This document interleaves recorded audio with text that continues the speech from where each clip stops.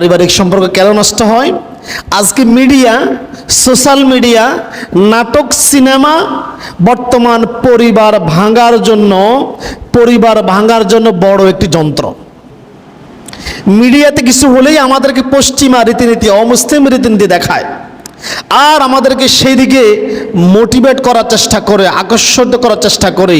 অথচ দেখেন বর্তমান আন্তর্জাতিক সহকারে দেশের অধিকাংশ মিডিয়া মানুষের কষ্ট, জনদুর্ভোগ, মানুষের প্রয়োজন তুলে ধরে না। শুধু নেতাদের কথা, নেতাদের পিছনে দৌড়ানো, আর রাষ্ট্রের যত বিশৃঙ্খলা তৈরি হয় সবগুলোর পিছনে মিডিয়া জড়িত। কখনো মিডিয়া সত্য কথা বলে না। এখনো অধিকাংশ 90% মিডিয়া মিথ্যা সংবাদ প্রচার করে।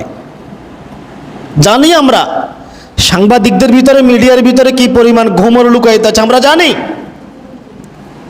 এই রাষ্ট্রের যত বিশৃঙ্খলা, মারামারি, হানাহানি একটা ছোটখাটো বিষয় হয়েছে, মিডিয়া এটাকে, এই তিলটাকে ক্যামেরার লেন্স ঘুরায় এটাকে তাল বানায় জনগণের কাছে দেখাচ্ছে, আর ছোট্টখাটো একটা ইস্যুকে বিশাল আকার দিয়ে জনগণের ভিতরে, সরকারের সাথে জনগণের একটা দ্বন্দ্ব তৈরি করে দিতেছে। এটা সমগ্র পৃথিবীতেই চলে।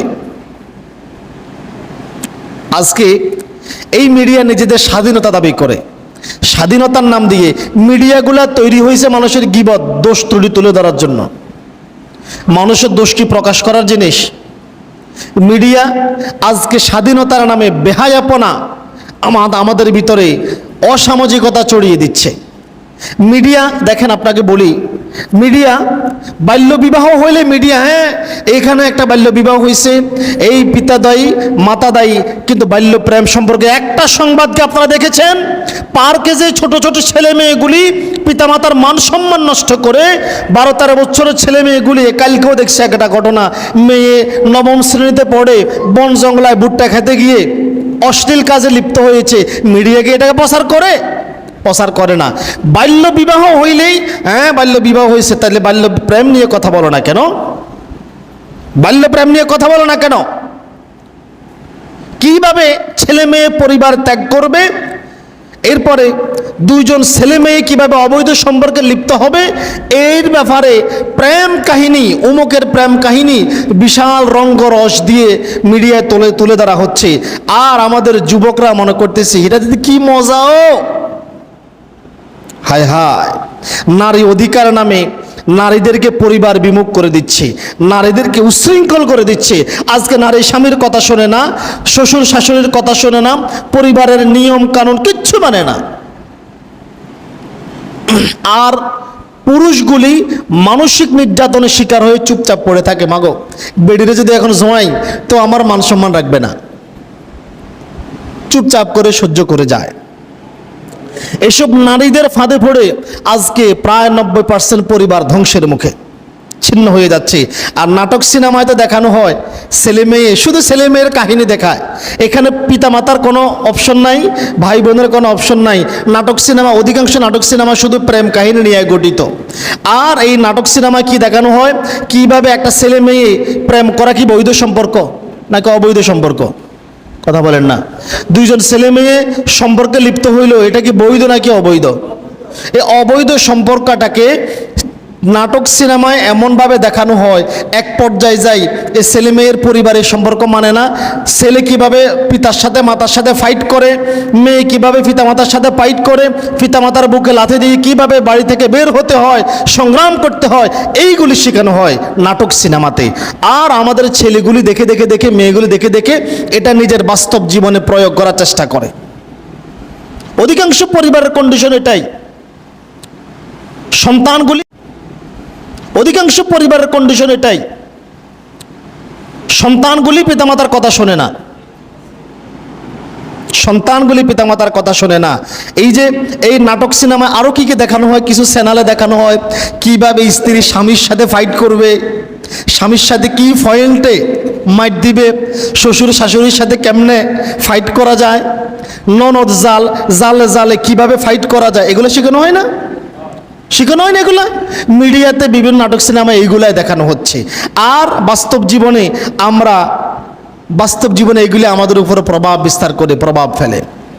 এমনকি ছেলে মেয়ে অবৈধ সম্পর্কে লিপ্ত হয়ে কিভাবে পরিবার ত্যাগ করবে এটা পর্যন্ত শেখানো হয়। হায় হায়, বর্তমান সময়ের 30 থেকে 35% পরিবার ধ্বংস হওয়ার পিছনে এই মিডিয়া, সোশ্যাল মিডিয়া, ফেসবুক বলেন, ইউটিউব বলেন, সারাদিন রিলস ভিডিও, শর্ট ভিডিও আমরা দেখতেই থাকি। এই নাটক সিনেমা পরিবারগুলোকে ধ্বংস করে দিচ্ছে। আর আমাদেরকে এইসব মিডিয়া আমাদেরকে পরক্রিয়ায় উৎসাহিত করে। পরক্রিয়া, নিজের বউটাকে সুন্দর লাগে না, আরেকজনের বউকে সুন্দর লাগে, দেখবেন এমনভাবে তুলে ধরা হচ্ছে। নাটক সিনেমা মিডিয়ার প্রায় অনুষ্ঠান বেহায়াপনা, অশ্লীলতা, হারাম কাজ প্রদর্শন করা হয়। মিডিয়া, ব্যক্তি, পরিবার, সমাজ সর্বত্রই জিনার প্রসার করতেছে। দেখেন আল্লাহ নবীর একটা হাদিস বলি, সহিহ মুসলিমের হাদিস। দেখেন তো হাদিসের সাথে বর্তমান মিডিয়ার কার্যকলাপ মেলে কিনা। হযরতে আবু হুরায়রা রাদিয়াল্লাহু তাআলা আনহু বলেন, আল্লাহর নবী বলেছেন, আদম সন্তানের উপর জিনার একটি অংশ লেখা হবে বা লেখা হয়েছে, সে তা করবেই অথবা সে তা পাবেই। কি কি পাপ? 1 নম্বরে আল্লাহর নবী বলেন, মানুষের 2 চোখের জিনা হলো দেখা। মানুষের 2 চোখের জিনা কি? আজকে জিনা থেকে আপনি কিভাবে বাঁচবেন? আপনি খবর দেখতে বসবেন, পুরুষ নাই, সব মহিলা। আর এমন মহিলা, মাথায় কোনো পর্দাও নাই, ওড়নাও নাই, ঢাকনাও নাই, আর এমনভাবে ডিজাইন করছে খবর চাইতে মহিলারা বেশি আকর্ষণ লাগে। খবর শোনার চাইতে পেটের দিকে তাকায় দেখতে বেশি মজা লাগে, ওই নারীটার দিকে তাকায় দেখতে বেশি মজা লাগে। আমাদের কাছে এই এমনভাবে তুলে ধরা হচ্ছে, এই যে আমরা চোখ দিয়ে দেখলাম, খবরের মাঝে মাঝে বিজ্ঞাপন দেখতেছি, এরপর নাটক সিনেমাও দেখতেছি, খুবই মজা লাগতেছে। আরও কত কিছু দেখি, এই যে চোখ দিয়ে দেখলাম। আল্লাহর নবী বলেন, চোখের জিনা হচ্ছে দেখা, মানুষ এটা পাবেই, এখান থেকে মুক্তি পাওয়ার কোনো উপায় নাই। উপায় আছে নাকি? এই দেশে পুরুষ আছে, কিন্তু পুরুষ দিয়ে খবর পড়ায় না। খবর পড়ায় কাকে দিয়া? নারীকে দিয়া। কথা কি বুঝে আসছে? জিনা আপনাকে করাবেই, আল্লাহ নবী যে বলছেন সে করবেই। কিভাবে করবেই? সে ইচ্ছাকৃত না করলে অনিচ্ছাকে তাকে দিয়ে করানো হবে। হচ্ছে কিনা? কথা বলে না, হচ্ছে কিনা? আমি ইমাম সাহেব তো খবর দেখতে গেলে মহিলা দেখতে হয়, হয় নাকি? হয় না? তাহলে আমিও তো জিনা থেকে বাঁচা নাই, আমার আমল নামায়ও লেখা হচ্ছে। এরপরে আল্লাহর নবী সাল্লাল্লাহু আলাইহি সাল্লাম বলেন, 2 কানের জিনা হচ্ছে শোনা। এই কান দিয়ে আমরা শুনি কিনা? খবর পড়তে গেলে নারী কণ্ঠ শুনতেছি, নারীর কণ্ঠ শোনা কি জায়েজ নাকি? নারীর কণ্ঠের গান শুনতেছি, নারীর কণ্ঠের রঙ্গরসের প্রেমের আলাপ শুনতেছি। এই 2 কানের জিনা হচ্ছে শোনা। আমরা শুনি কিনা? গান শুনি কিনা? এই কান দিয়ে শোনা হচ্ছে। আপনি করেন না, কিন্তু আপনাকে দিয়ে জোর করে করানো হচ্ছে, এটা আপনাকে দেওয়া হবে। এরপর আল্লাহর নবী বলেন, জিহ্বার জিনা হচ্ছে বলা। এই নাটক সিনেমা দেখে গান মুখস্থ করি, মাঝে মধ্যে নিজে হাঁটতেও বলে। নাটক সিনেমা দেখি, নাটক সিনেমা নিয়ে, নাটকের সিনেমার নায়ক নায়িকাদেরকে নিয়ে, নায়িকা কোনটা সুন্দর ছিল, কোনটা কিরকম জামা পড়ছে, এটা পর্যন্ত খেয়াল করছে। এই যে মুখ দিয়া জিনার আলাপ আলোচনা করা হচ্ছে, জিহ্বার আমল নামায় লেখা হবে জিহ্বা জিনা করছে। নাউজুবিল্লাহ। দেখেন তো এই মিডিয়া এগুলা করে কিনা, বাস্তবতার প্রমাণ দেখেন। এরপর আল্লাহর নবী বলেন, হাতের জিনা হচ্ছে স্পর্শ করা। হাতের জিনা হচ্ছে কি? স্পর্শ করা। পায়ের জিনা হচ্ছে জিনার পথে হেঁটে হেঁটে যাওয়া। এই যে মসজিদ থেকে নামাজ পড়ি বাইরে এলাম, খবর দেখার নামে দোকানে হাঁটি যাইলাম, যাইয়াই জিনার কাজ দেখলাম। এই যে আমার আমল নামায়, আমার পায়ের আমল নামায় লেখা হবে পাও জিনা করছে, লেখা হবে পাও জিনা করছে। অতঃপর আল্লাহর নবী বলেন, অন্তরের জিনা হচ্ছে আকাঙ্ক্ষা করা, আশা করা।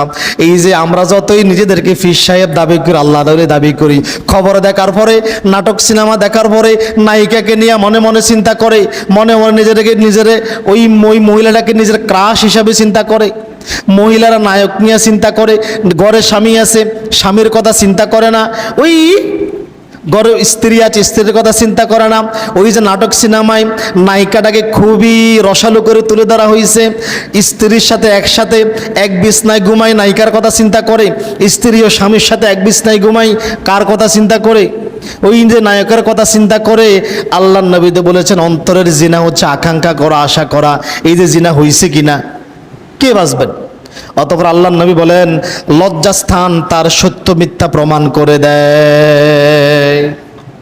হাদিসে বলা জিনাসমূহের 80% মিডিয়ার মাধ্যমে সয়লাব হচ্ছে। আল্লাহ তাআলা আমাদেরকে হেফাজত করুক, সকলে বলে আমিন।